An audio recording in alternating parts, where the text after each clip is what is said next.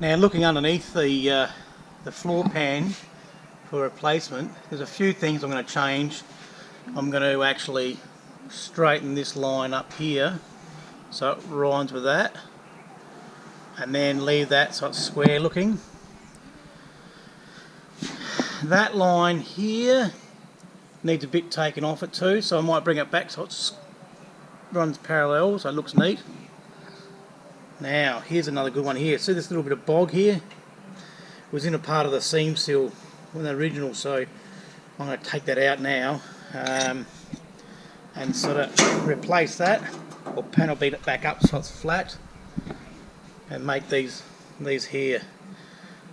They tend to, see, even though we're sitting up against the rail, in this case here, the floor pan rail here, it's not flush here. And same with there, needs a little bit of work. Yeah, so on the floor pan, I've got the floor pan coming this way, and then we'll of course weld it, but there'll be seam sealed here, not having the other one on the bottom here, which is a problem because then we can get water egressing in. That is the smooth side, of course. But other than that, looking very neat. So I'll get that piece out there, and I'll get this part of the tunnel back up against it, and that's coming on quite well. Alright, once again, front floor pan comes around this way, seam, stop water going in that way. We'll seam seal that, it'll be all seam welded as well. Look at the fit, fits good along here. That'll go back up, of course, when I fix that.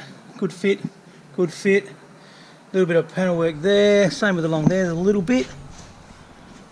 But other than that, surprisingly a very good fit.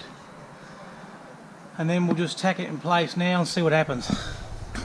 It's all been pop riveted, or not pop riveted, but Tek screwed in place. So make sure all our gaps are good, been ground. Very good, very strong too. Overlap 20mm. Floor pans. Easy. Here's the floor pan. What I've done, I've stitched it in. You can see around the edges. I've double stitched it, so there's, like, as I was saying, there's probably a 20mm gap. So overlapping. Stitched it in through up to the firewall, which is below the fan, and then etc. Now in the middle there you've got the Tek screws, which is the chassis. What I'm going to do is I'm going to plug weld those. Not weld to the chassis, just plug weld them, those and spot welds. The hole that was ripped, originally I'll fill that in with metal, of course, make it all neat. Even though it's hidden under the seat, I want it to look good from underneath. So by making those edges straight too, remembering I cut those edges straight down through here, so make it much more neat and tidy. Same with here, cut it straight, neat and tidy. And that's what I was saying about the chassis. See the chassis, I'll plug weld them from the top down. I'll put some screws in it, and then where the screws are, use that spot weld drill bit, which will give us a perfect size for a spot weld, and then go from there.